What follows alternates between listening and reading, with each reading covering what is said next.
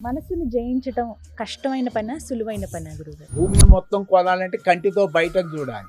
కానీ నన్ను నేను తెలుసుకోవాలంటే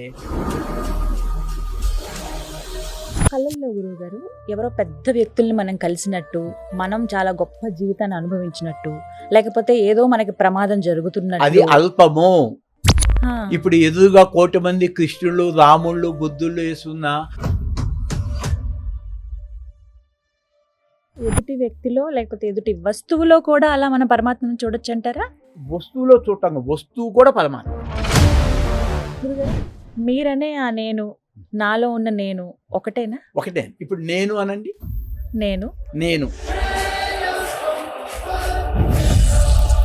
పూర్వజన్మ కర్మలతోనే వస్తామా అండి అసలు భూమి అవన్నీ మీదకి? చెత్త.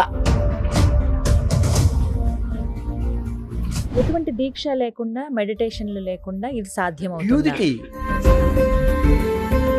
కళ్ళు తెరిచి చూస్తున్నప్పటి ప్రపంచం నిజమా? కళ్ళు మూసుకున్న తర్వాత చూసే ప్రపంచం నిజమా? కళ్ళు మూసుకున్నప్పుడు తెచ్చిన ప్రపంచము అబద్ధమే. ఒక మాట అడుగుతాను గురుగారు, మీరు నిద్రించి కొన్నేళ్ళు అయిందట కదా, అవును. నిజమా?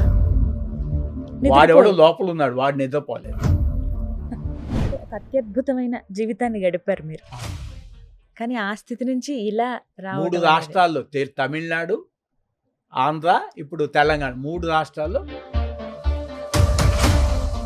I'm richest man in the world.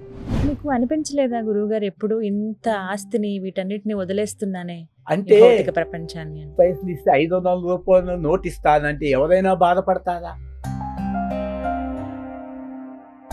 మీరు తీసుకునే ఆహారం ఏమిటి తెలుసుకోవచ్చు? ఏమి గుర్తుండవు. ప్రాణం పోతుంది అన్న భయం లేదు మీకు? అసలు నాకు చావు లేని వాడిని కదా, చావు లేని వాడిని పట్టుకొని చంపేదోడదా?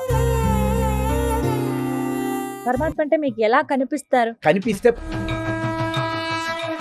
కనులున్న వారిని ఎప్పుడైనా మీరు దర్శించిన అటువంటి నాకు అసలు అవసరం లేదు, సందర్భాన్ని. దయచేస్తే వచ్చేది కాదు. జగమే మాయ, బ్రతుకే మాయ, వేదాలలో సారమింతేనయా.